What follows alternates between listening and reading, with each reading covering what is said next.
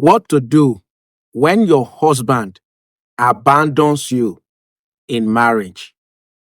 It is one thing for a man to leave a woman and move out and find another life entirely. But there are a lot of women that, right in marriage, where they are still under the same roof, they have been completely abandoned. There is no affection. There is no intimacy. There is even no greeting. There is no appreciation. And you know, as a Christian woman, that you cannot divorce. But at the same time, you miss the fact that you don't have a man there. You don't even have somebody to hug you. You don't have somebody to hold on to you. And so you miss it, and sometimes those feelings comes upon you. And you are asking yourself, what should you do?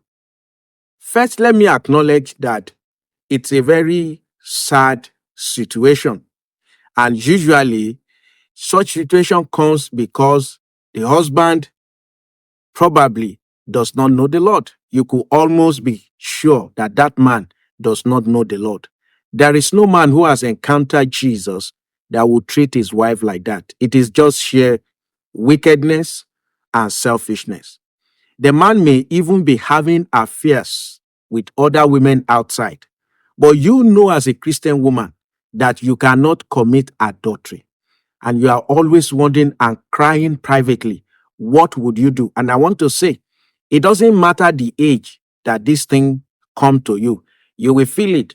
Even if you are in your late 20s, early 30s, late 40s, late 50s, even early 60s, at any age, as a woman, you will feel it if a man abandons you right inside the marriage.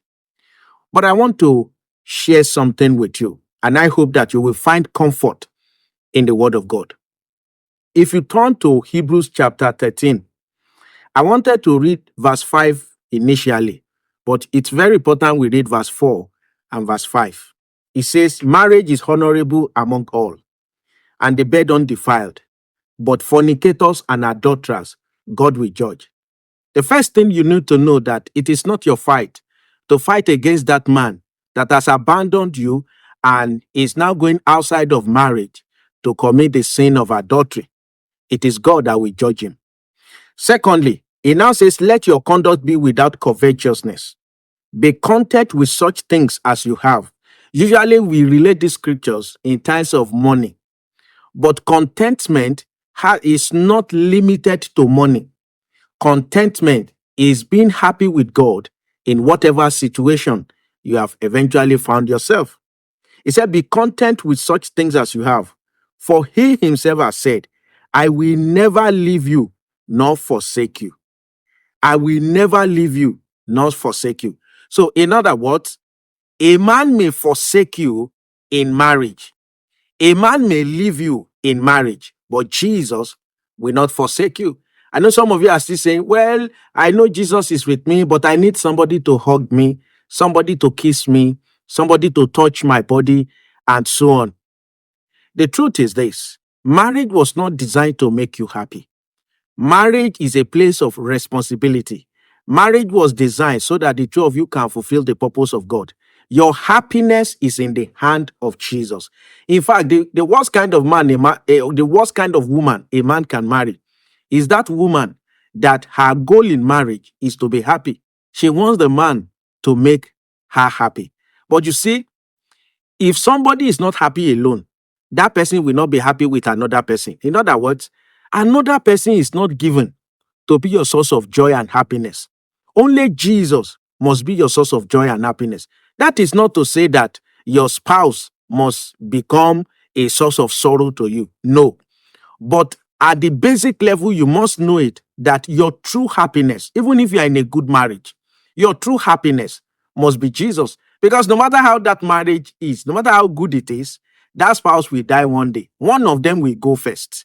And what happens to the other person? Does it mean that the other person, the joy of that other person has gone to the grave? No, that other person will still be happy with Jesus. You see, our chief joy is Christ.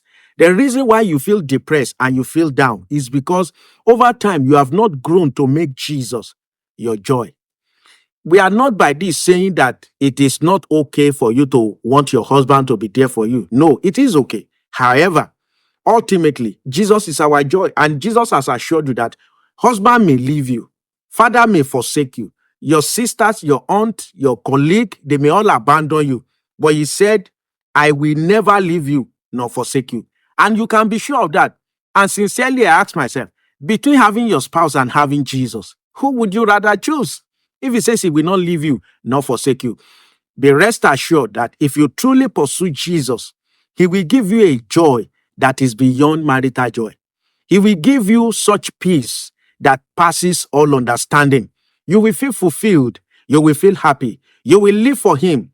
And you will be glad that you have Jesus in your life. Nonetheless, I still pray that God in his mercy, he will look upon your marriage. He will visit it. He will turn the heart of your spouse to Jesus Christ.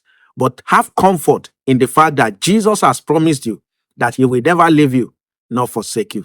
I am Olusegun Mokuolu. God bless you.